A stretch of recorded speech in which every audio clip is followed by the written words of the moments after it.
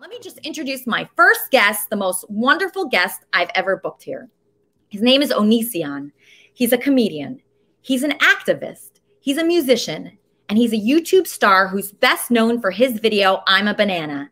His channel has accumulated over 365 million views. He's appeared on multiple television networks. He's appeared on MTV, Comedy Central, ABC, Animal Planet, and Fox News. Everybody's talking about this guy. He's amazing. I'm actually really inspired by him. He's incredible. Everybody give a warm welcome to Onision. Hi, Onision. Hi. Oh, geez. Can you hear me okay? Yeah, I can hear you perfectly. Beautiful. Welcome to Kermit and Friends.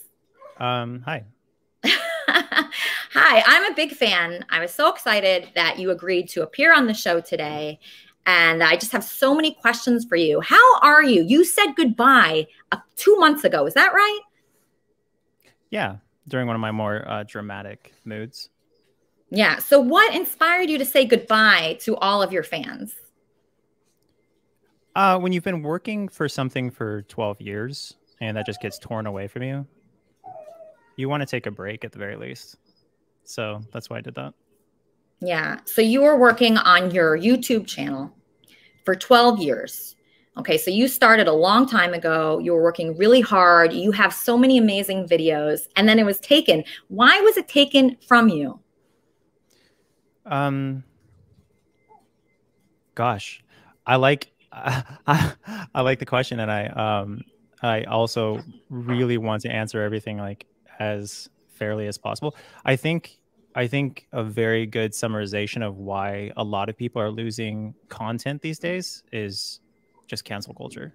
So yeah, like right now, people have shareholders in the stock market, and they have a risk of being canceled themselves. So when one person gets canceled, they start to attack everything that that person is associated with. Apparently, David Dobrik was recently canceled, and he started losing sponsorships. And that's because, wow, that's interesting. He started losing sponsorships, and it's still there. He started losing sponsorships, and that's because the company doesn't want to go down with them. So like a company, you know, they see that people are boycotting a person, and then they sponsor that person. And then they say, well, we don't also want to lose business. We don't also want to lose, you know, however many shareholders this would cost, or whatever our net worth is. And so they basically take the easy route, and they get rid of someone just like that, like they never existed. And that is business smart, but it's morally disagreeable. Hey, Andy. Anyway, yeah, but no, to be more specific, there's a documentary on Discovery Plus, and that called for me to be removed from the internet basically entirely. It's a very interesting situation. Andy, do you have a question for Onision? Oh, I have a statement. It's a very horrible situation for you to be in, and you're gonna do fine, buddy. I must say, I fear for you both, because you're not taking the position of the anti-Onision, and anybody who does that is the next target of that community. So it's kind of horrifying to see anybody not speak ill of me, because I worry for them. And you think I care? I'm sticking up for you, dude. Well, you sir have your own extensive celebrity experience. So tell me all about it. You understand a lot of how things work in the biz. So well, the thing is, Onision, is anybody like not at risk of being canceled right now? You can't do anything without being canceled. It's just ridiculous. I don't know. I just feel like I'm going to be canceled. Andy, I think he's canceled already. Who is not in danger of being canceled at this point? That was what was interesting, is people were telling me not to go on the stream because they're like, do you know about Andy Dick? And and they're like, you can't work with this guy. You can't talk to this guy. And I'm like, guys, you hold serial killers and people who upset people at the same level. Like you don't have any gauge for morality or anything like that. It's all the same to people. If you just upset them, you will get canceled. And it's like when you cancel somebody for like literally being a law-abiding citizen and doing things by the book or whatever, when you cancel someone for that, and you also, you know, ignore countless people who aren't famous but do horrible things on a regular basis, it really shows what your priority is. And your priority is just hurting people because they're relevant, Right. And not because of their morality or because of what they like right and wrong or anything like that. It's all about who can I talk about that's going to bring more attention to me and make me look like a better person by association or disassociation. So I dated a Canadian pop star like 10 years ago. And I say pop star kind of loosely because she was never like huge, but she was like big enough to get like over 1 million views on one of her music videos. And she dove into my life. Like she contacted me. They showed it in the documentary. It was like early December 2010. And I responded to her with something inspirational, like, hang in there. Life is worth living or whatever. Cause she was talking about how she was really upset and, on the edge of suicide and stuff like that. And I wanted to help her or whatever. And just be, that person that I represented in my videos, somebody who cares about suicide awareness, etc. It's such a long story, but I actually, and this is full disclosure, I straight up left my spouse for this person. Wow. And that spouse was Sky, right? She was your high school sweetheart? Not exactly. See, the thing that so I broke up with Sky because I once said, I can never make you happy. Like no matter what I do, I can never make you happy. And that was when we were 18 and 19. Or maybe we were 19 and 19. I don't know. But then I joined the Air Force. And when I was there, Sky was writing me letters. And I saw that in the Air Force, there are benefits to where if you're drunken peasants, nice. No, but if you get married, there's so many benefits to being married. And I thought, well, this person was my best friend. And I was like, how great would it be to have my best friend go with me wherever I wanted? And we have these benefits and I take care of her and yada, yada, yada. So I wound up marrying my best friend. And then Shiloh comes along and I fell pretty madly in love with Shiloh. So I had threatened divorce 6 months prior to that because she said that because we were married, half of my stuff was hers. And I said, but that wasn't the agreement when we got married, because I asked for a prenuptial agreement. And so I said, well, if that's how you feel, if you really are in this marriage for half my things, then let's get divorced now. And she said, okay, never mind. If we get divorced, then I won't try to take your stuff. And I was like, okay, that's fine. Then we'll just stay together. And so then Shiloh came along and I fell for Shiloh. And then I realized, this is what a real relationship is supposed to be like. And then I went on to the Shiloh thing. But this is like, I could talk for probably 10 hours about this in depth because it's such a thorough and rich story. But no, I broke up with Shiloh like 7, 8, or 9 things. Andy, I can't hear you. Is he intentionally muted? Andy, what did you say, sweetheart? It's me. You could talk for years about what it's like to be going out with a girl. Right. Little Andy, sexist there. Andy, is that pointed in my direction? No, you're the best one I ever went out with. Aw, Nice. that's so nice to hear. Marry me. Oh, what a sweetheart. Wow. I love Andy. Actually, Andy's the first person that ever proposed to me. Onision, no one has. And I found in dating, before that men just didn't want to get married. And you are not like that. You like commitment, Onision? I've proposed to 4 people in my life, so I'd say I'm pretty into that commitment thing. Did anybody say yes?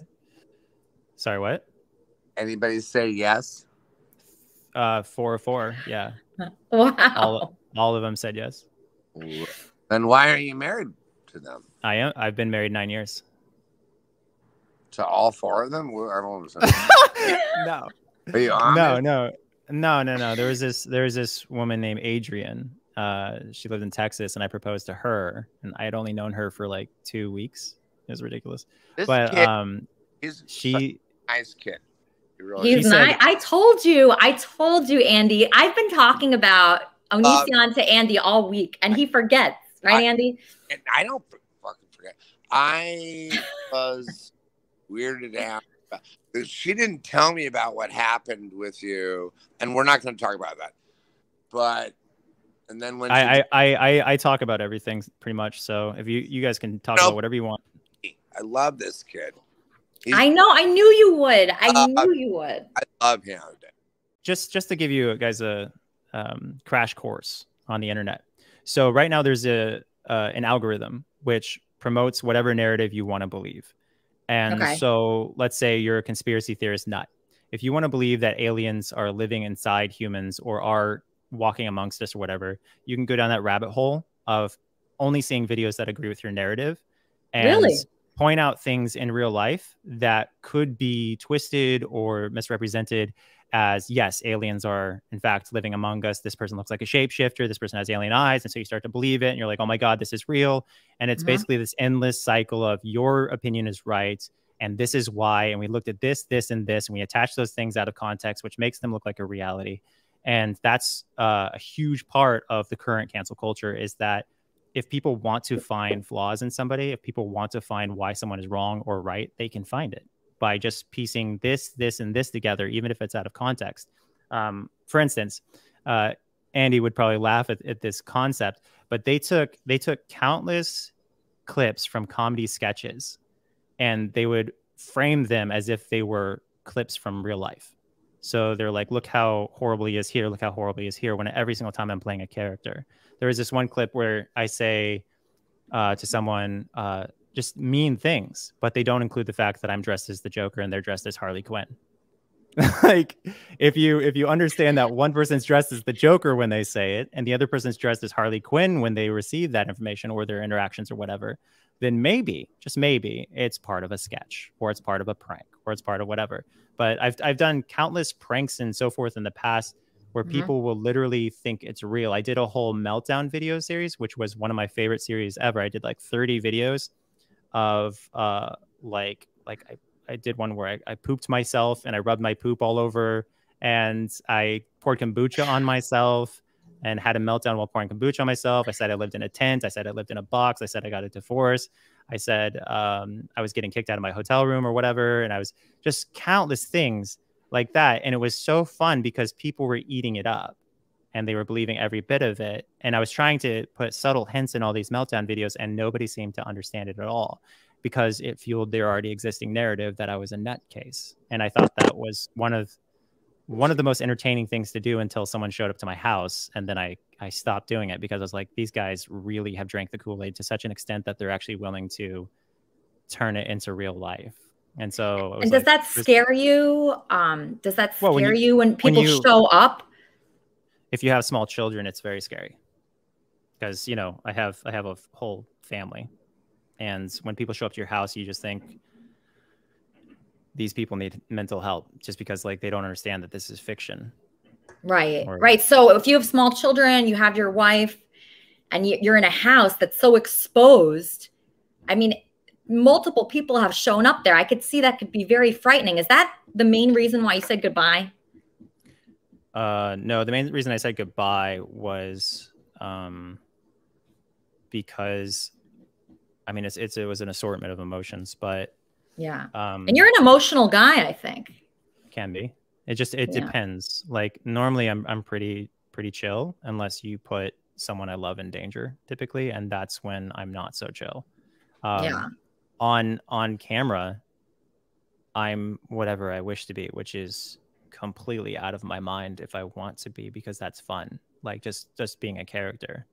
So there's a huge difference between, you know, me as a person and me as a character. And people don't distinguish that these days for some reason.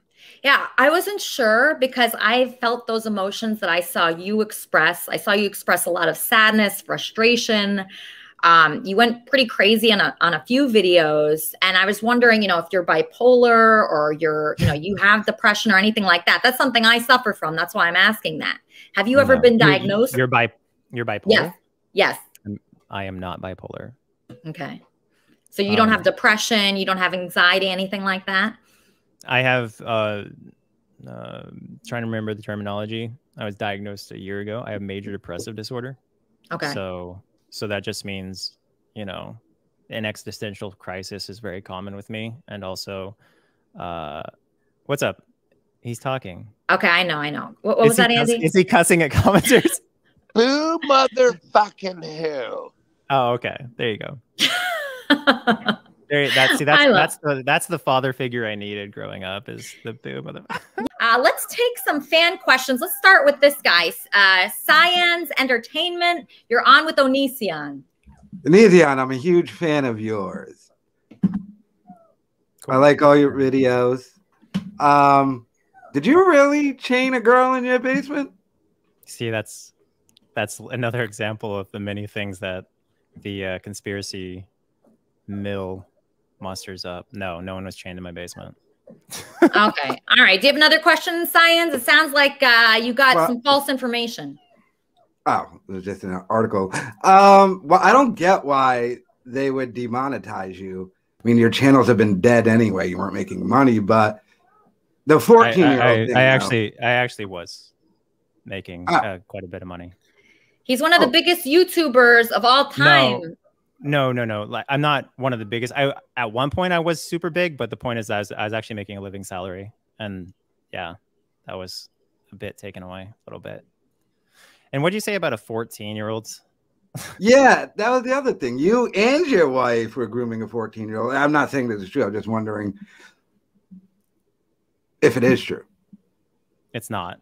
That person, as an adult, repeatedly said it wasn't, and they swore on their grandma's life that it wasn't real. If you go to twitter.com/OnisionIRL, so twitter.com/OnisionIRL, it has video footage of them saying it, and it also has, you know, text of them saying it repeatedly that they were not. So the fact that they shifted, they pivoted to completely change their story was pretty frustrating. So you were suspended indefinitely. Do you think you could sue since they did it for off-site behavior? You would need a lawyer that isn't afraid of being bombarded by negative reviews, and that's hard to find. Because, you know, cancel culture, it affects people with actual jobs too. Onision, are you in a committed relationship with your wife? Get in there. So my spouse is transgender. They identify as a guy. I heard I heard that person earlier. Yeah. I don't know if they were joking or not, but they seem to be implying that I change people's scientific gender assignment or whatever, like the sex instead of just the social identity. Or okay. Either. I was really kind of confused by that. Like the person you spoke to first on this. Yeah. Yeah. Anyway, so no, we're very committed, myself and my spouse. Okay, because you used to not be that committed, right? You used to bring in other people. You're talking about exclusive. Are we exclusive? Because committed and exclusive, those are two different things. Committed means that you're like, you know, bound to that person. You are committed to a mission or a marriage or whatever, and that has been tested and proven true over and over again. Like people have repeatedly tried to split us up, and it was unsuccessful. So I'd say we're pretty committed.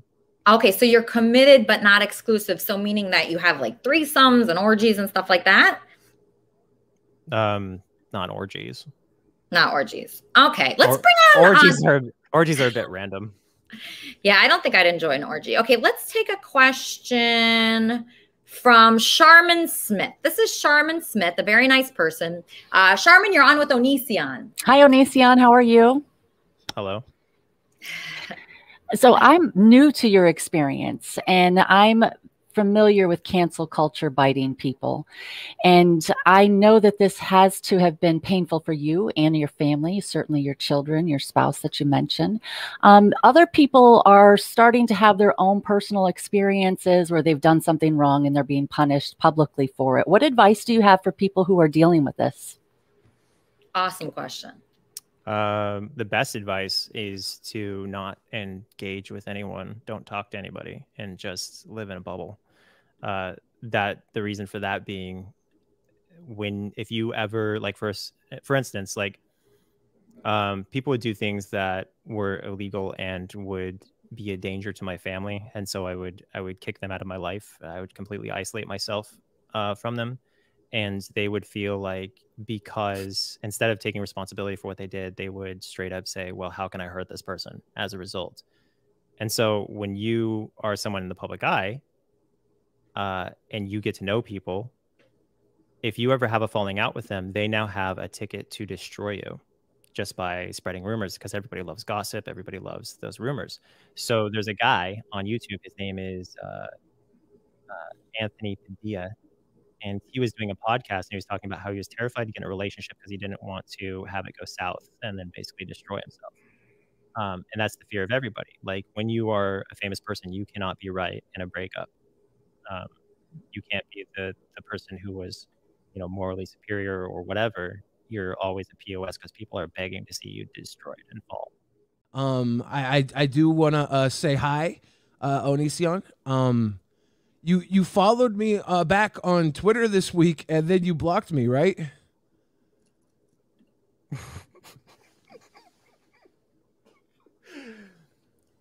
Yeah, a certain. What was the last tweet that you made about me? What, did I make a tweet about you recently? Yeah, I don't remember. What was the tweet? Why don't we find out, Billy? Yeah. Yeah, I honestly don't remember when I said anything. You tweeted at Keemstar in February. Okay. I made a joke tweet that I thought was really funny. What was it? Keemstar was saying YouTube is 16 years old, and then I put up something about you and the age of consent in Washington. Like, I don't remember the exact joke. I just thought it was funny. Did that hurt you, or did you think it was funny? My immediate thought was, what a dishonest prick. because everybody knows, like, for a fact, there's nothing out there that I'm even remotely interested in 16-year-olds. Yeah. Yet considering my position, the position that I'm in, for someone who used to be my friend to tweet something like that was deeply annoying. I'm sorry about that. I thought it was funny. Like, I know we joked around a lot. It's super funny to completely disown your friend the moment a bunch of dishonest people say horrible things about them after they were rejected by him. I will say this. I didn't disown you the moment. I disowned pretty much you. Actually, you were literally, out of all my friends, you were the first person to just be like, "Oh, please don't cancel me." Okay. And then we had that text conversation, you and I, where I described in depth how you were basically the worst friend to have because you jumped ship so quickly. You didn't remotely defend me. And you said, "Yeah, I know." You responded saying your defense was, "Yeah, I know." Yeah, I remember defending you for years, right? And one of my biggest defenses for years was that Sarah herself said that you guys had nothing going on with you, right? And then and Sarah herself, when that came out, repeatedly said that nothing inappropriate happens. Yeah, even after and then the fact. when that came out, it like completely muddied 2 years of defense that I had, and I'm like, what can I do other than step back? That you had a sexual relationship with Sarah. And how did that occur? Through what arrangement? Well, I think Sarah told the internet, right? No. How does someone wind up having a sexual arrangement with someone? People don't ever think about how did it begin. First of all, Sarah said twice after I said I can't do this with you. After I said that, she said twice, "I'm sorry for raping you guys," to me. That's a fact. It literally happened. She said it twice. I spoke to her January 23rd, 2021. So this January, I spoke to her, and she again admitted that she said, "I'm sorry for raping you guys," twice. She admitted, so she knows it happened. But for some reason, she leaves that out of every single discussion possible, because when you are a person who has apologized for raping people, it doesn't really go with the whole Onision's this psychopath narrative. Yeah. And the fact that you didn't like stand by and go, okay, how did this actually start? It started through sexual extortion, where somebody said, "I could destroy your life if I wanted to." And then later on said, "I'm only going to sign this agreement in which I won't go around saying horrible things about you if you sleep with me." That's the arrangement that she proposed to me. Okay. Yeah. So considering this, like, first of all, a tweet that I would be interested in a 16-year-old, if I was interested in 16-year-olds, why wouldn't I just sleep with her when she was 16? Why did I constantly say, stay away from me? Why did I kick her out for being inappropriate with me like 2 times when she is even implying that anything was going on? I would literally say, you got to go because nothing's going on. I'm not interested in you. I would call her things like literally Meg Griffin and another comedian who's plus size, which she later on says that's why. And I was actually saying that she was like that comedian because she was wearing glasses and blonde, not because she wasn't fat ever or anything like that. But she then decided to say, after swearing on her grandmother's life, after swearing repeatedly that she was never groomed, as they say, as an adult, after saying these things and then blackmailing us or sexually extorting us and getting what she wanted and then getting rejected when I freak out because I can't do it anymore. It's freaking me out and it's very uncomfortable and stuff. And after, all these things go down, she apologizes for raping us. And then she goes home and I make a video about people with BPD and she claims she doesn't have it, which is fine. But that's when she goes ape on me and starts to say, even in her live stream, she admits everything that happens, but she says, he never trusted me.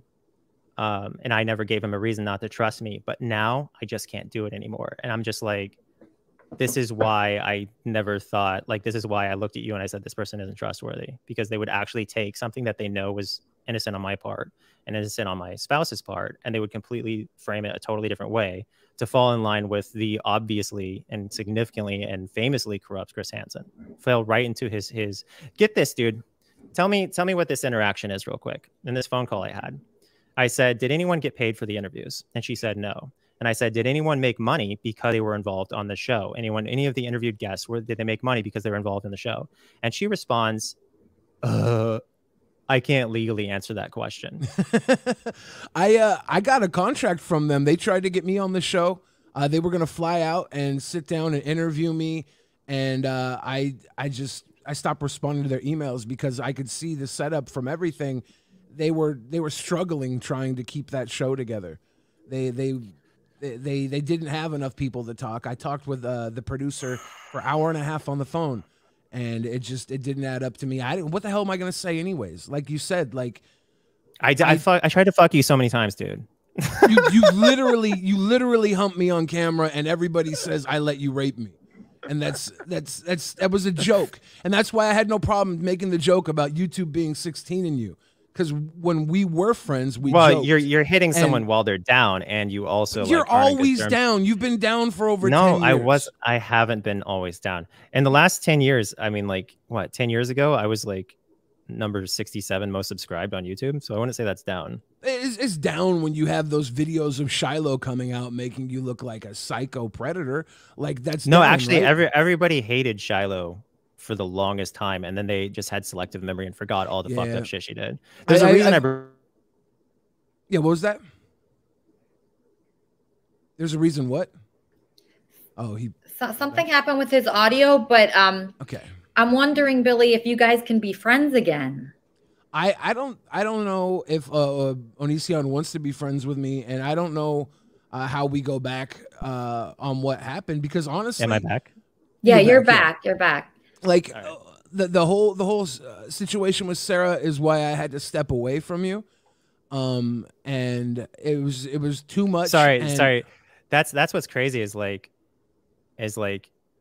you just became like the defender of women, and like I'm just a hero white knight for women, and you didn't stop and go, is this shit true? I think if you look at everything I said, it was listen. I didn't look at almost anything. I was always saying listen. I was like listen to the girls, and they'll tell you. Why not listen to evidence? I mean, there's evidence. Why don't you listen to the person who has countless receipts? Well, why don't you listen to all the people who want to see you in jail and you're not there, right? Like obviously you didn't do anything illegal. But that's not why I felt it was best to distance myself from you. I felt it was best to distance myself from you because time and time again, there were friends that we had that you would ghost them. You would make them feel like they were worthless. I'm not going to name names if I need to name names. The last one, I could say without naming names, the last one, right as all this went down, you started ghosting her. She'd been at your house for like months. She'd come over and hang out with you. No, dude. And those texts are on twitter.com/Onision. I know you posted them publicly, and she felt like she was worthless because they publicly attacked us and acted like my spouse belonged in prison when he didn't. Yeah, he's literally out of everyone involved, he's literally better than all those people. He's like one of the greatest people I've ever met, one of the most honest people as far as morality and consistency and selflessness. I'm one of the best people. It's like seeing somebody repeatedly kick a puppy while saying they're good people. That's what I'm seeing from my perspective. Yeah, there's a reason I've been with my spouse for over 9 years, because they're amazing and they can actually. There's somebody who like literally can be married to me, and I'm not the easiest person. And the fact that they can, and they also, they hold their own in arguments and stuff, to the point where I'm all feeling sorry for myself in videos. But the point is that they stick up for themselves, but they also stay with me, and they're reasonable. And you're talking about a person that person, first of all, apparently they're all on good terms now. Everybody's friends again or whatever. That's good. Yeah. But secondly, that person literally apologized because they completely and utterly threw my spouse under the bus because they were ghosted. Yeah, because they were and you know why they were ghosted? Because why? Because the best friend that my spouse ever had just went public trying to make them look awful, and so they had a major trust complex. Like, use your reasoning skills. Why would somebody ghost somebody else? Probably because they just got their heart ripped out of their chest and they're trying to deal with that. Yeah, and that's why that person responded so poorly, I think, because they had their heart ripped out by the heart being ripped out of your spouse. It's a chain reaction. So you had one example. Yeah. Well, that was that person has since resolved their differences. And is actually on. And I know there's other people. Some of the best terms I've seen, actually. There's other people who have resolved their differences with you as well that had a weird falling out with you over the years, and it was a repeated thing. There was another person that we shot with the same time we shot with that person at the house in Yakima, and they had a falling out with you. And I heard that they went out with you to a lunch afterwards after we stopped talking, and I thought that was nice that you made up with these people. So do you think there's a possibility that you guys would be friends again? Onision, can you forgive Billy for the tweet and for, showing up? Do you feel like Billy was trying to like frame you when he showed up at your house, or what do you think was his intention? I think that what he did was really funny until you consider the fact that I have a family. And then it's not so funny, the whole showing up to my house thing. Like, I didn't really think about that at the time, but it was like really messed up. I was like, holy crap, I have like my kids inside and you're telling people how to go to my house. It's like borderline evil stuff. We didn't like show how to get to your house. We just showed the front of your house. We made sure to like hide privately the entire way there. You also proved that I was physically there and everybody already knew my address. Yeah. And honestly, I didn't want to do that entire thing. If you watch the whole show, I was kind of being pushed by my my old pal Joe. And when we got there, I was hoping that you wouldn't even come outside. When the lady pulled up before you even came outside and said she called the police, I was like, good, this is going to end with the police telling me to never come back. And then what happened. And I for what I did there to you and your family, I truly am sorry. But that doesn't matter. Like, it really doesn't matter. It's in the past. It happened.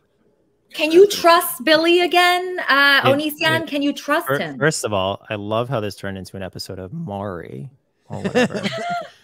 I'm the father. Okay, well, Onision, I just want to thank you so much for joining us today. Did you have fun at all? Yeah, I was confused half of it, but I had fun the rest. Okay. Confused in a good way, though, right? Yeah, confused in a new way. In a new way. Okay. Well, it's been just such a blessing to have you. You are amazing. Like I said, I'm a humongous fan. And just thank you. And is there anything you want to promote or anything you want to talk about that you're up to next? No. No? No. All right. All right. Well, on that note, thank you so much for joining us. I got the fashion, check out my shoes. I'm a banana full of potassium. When the ladies see me, they eat me because I'm a banana and yummy. Put me in your tummy. I'm a banana. Look at me move. I got